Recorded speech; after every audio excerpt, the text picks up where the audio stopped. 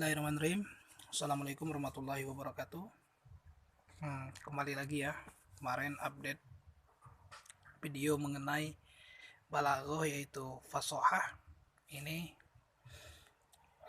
di channel saya Delpian Adil ini saya akan menjelaskan tentang balaghah ya. Balaghah, dan memang jam 4:30 ini saya akan membahas ini balaghah, dan tentunya tak henti-hentinya ya teman-teman semua, mohon bantuannya agar channel ini berkembang dan hidup. Mohon subscribe, kemudian like ya, bagikan, komen sebanyak-banyaknya ya, agar channel ini berkembang dan saya semakin terus mengupdate tema-tema tentang pendidikan tentunya ya. Bisa nanti pendidikan dari TK insya Allah kita buat, SD, SMP, SMA, dari berbagai sumber dan pengalaman, karena memang sumber dan pengalaman itu sangat penting ya. Sumbernya yang valid, yang jelas dan terukur, kemudian pengalaman memang harus, karena sumber pengalaman pendidikan seperti mengajar, kemudian sosial masyarakat, nah itu akan menjadi rujukan dalam video dalam channel saya ini untuk membedah itu semua. Dan tentunya ini pertama kali saya akan membahas tentang balaghah, tentang bahasa Arab, tentunya bagi teman-teman secara umum yang ingin mempelajari bahasa Arab, dan secara khusus bagi teman-teman yang memang tentunya siswa bahasa Arab, baik yang berasal dari madrasah, dari adik-adik kita madrasah ibtidaiyah, sanawiyah, aliyah, itu memang belum saatnya mempelajari ini, tapi mereka tidak apa-apa untuk mengenal apa itu balaghah. Dan tentunya ini semua harus berdasarkan keyakinan kita, semangat kita, giroh kita untuk mempelajari ini. Baiklah teman-teman sekalian ya, balaghah itu, sekilas tentang balaghah, merupakan alat ukur yang tentunya menjadi parameter untuk mengukur keindahan Al-Quran. Maka teman-teman semua kan sering mendengar itu, kalau keindahan Al-Quran itu tidak terbanding. Nah, di sini saya akan menjelaskan bagaimana kita bisa mengatakan Al-Quran itu indah. Bagaimana teman-teman bisa menjelaskan ayat-ayatnya bagaimana, dan semua itu bisa kita jelaskan dengan alat ukurnya. Ada suatu alat untuk mengatakan bahwa Al-Quran itu indah, ada. Contohnya apa? Balaghah. Karena balaghah alat yang salah satu alat untuk mengukur keindahan dalam Al-Quran. Al-Quran bisa dikatakan indah karena kita mempunyai alatnya untuk mengatakan Al-Quran itu indah, untuk mencari mana-mana ayat-ayat yang memiliki makna, seperti memakai alat ukur balaghah ini. Baiklah teman-teman, tanpa memperpanjang lebar, saya akan menjelaskan apa itu balaghah. Balaghah ya merupakan makna ya, sebuah makna yang agung dan jelas, dengan ungkapan yang benar, fasih, memberi bekas yang berkesan di lubuk hati dan sesuai dengan situasi, kondisi, dan orang-orang yang diajak bicara. Secara ilmiah, secara kedisiplinan ilmu pendidikan dan sebagainya, balaghah merupakan suatu disiplin ilmu yang berlandasan kepada kejernihan jiwa dan ketelitian menangkap keindahan dan kejelasan perbedaan yang samar di antara macam-macam uslub atau ungkapan. Kebiasaan mengkaji balaghah ya merupakan modal pokok dalam membentuk tabiat kesastraan dan menggiatkan kembali beberapa bakat yang terpendam.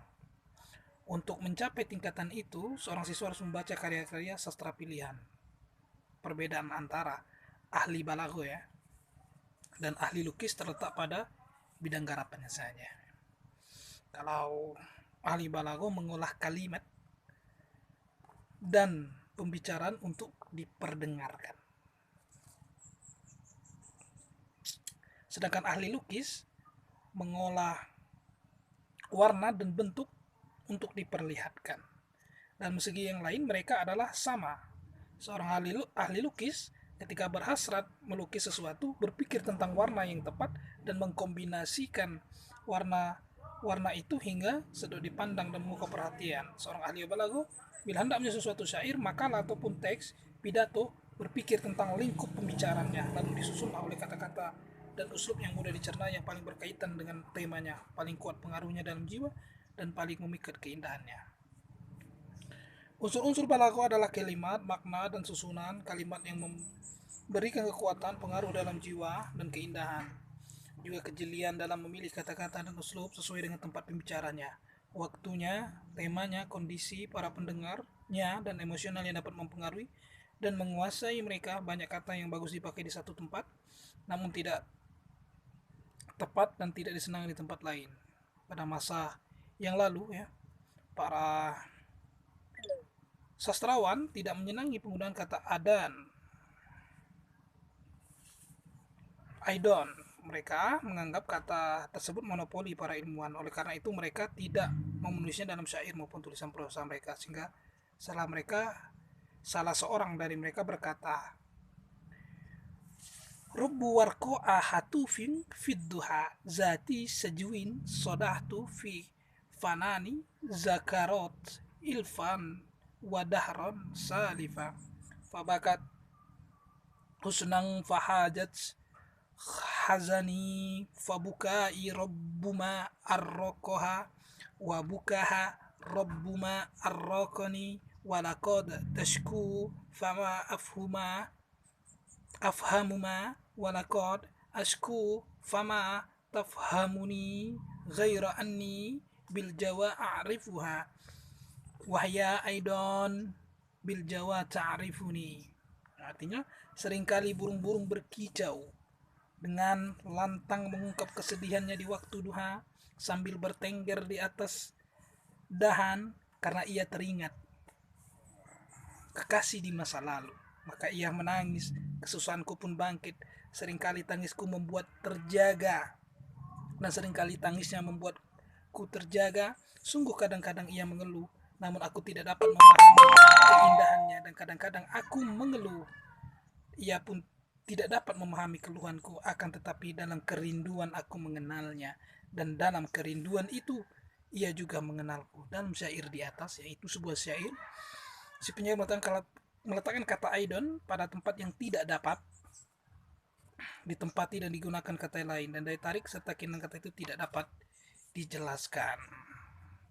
Contoh ucapan Al-Mutanabi kepada Ka'afur Al-Isti'di pada awal qasidah pujiannya, kafa bika da'ani antarol mautus syafiyah wa hasbul manaya ayyakunna amaniya.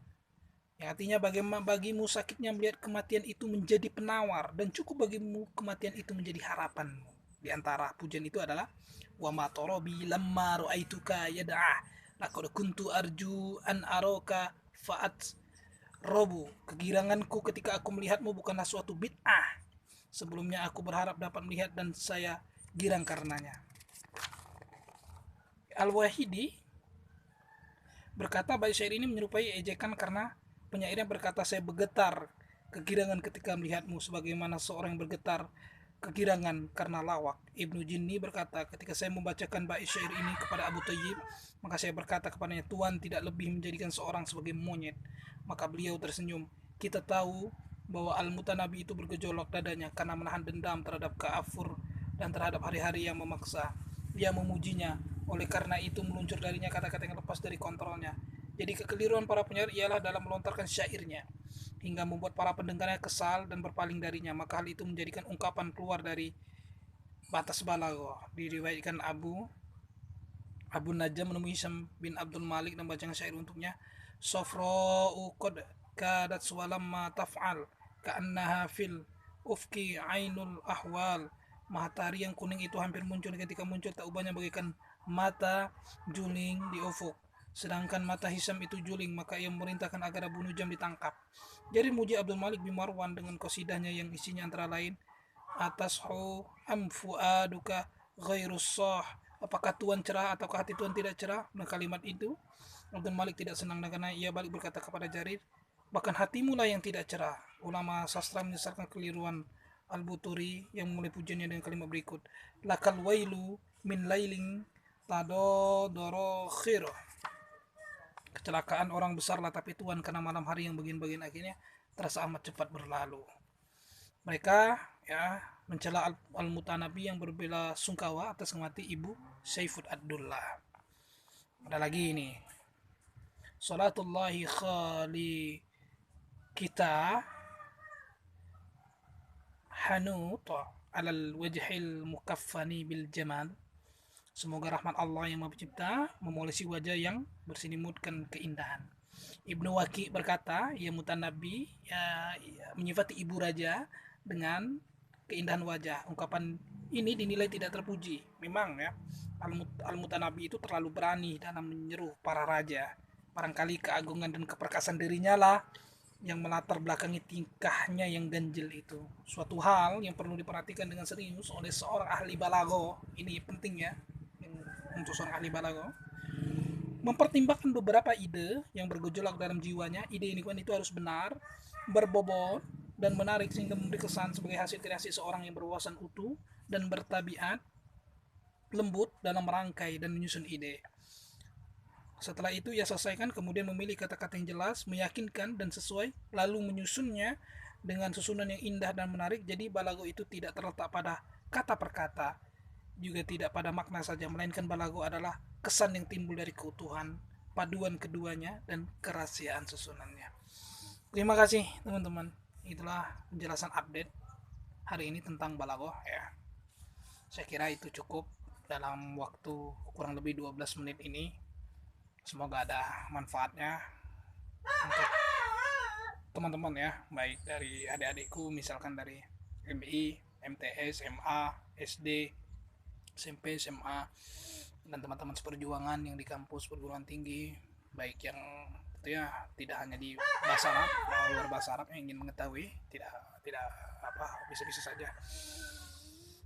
Dan untuk masyarakat luas ya, masyarakat umum yang ingin mempelajari tidak apa-apa. Mungkin itu yang dapat update hari ini ya. Saya harap jangan lupa like, subscribe ya, dan bagikan sebanyak-banyaknya agar channel ini berkembang, dan tentunya kita akan terus mengupdate video-video tentang pendidikan ke depannya. Kita ramaikan channel ini. Terima kasih. Saya Delpian Adedo, channel saya Delpian Adedo. Silakan kunjung, lihat, tonton, pelajari, dan sebagainya. Terima kasih. Assalamualaikum warahmatullahi wabarakatuh.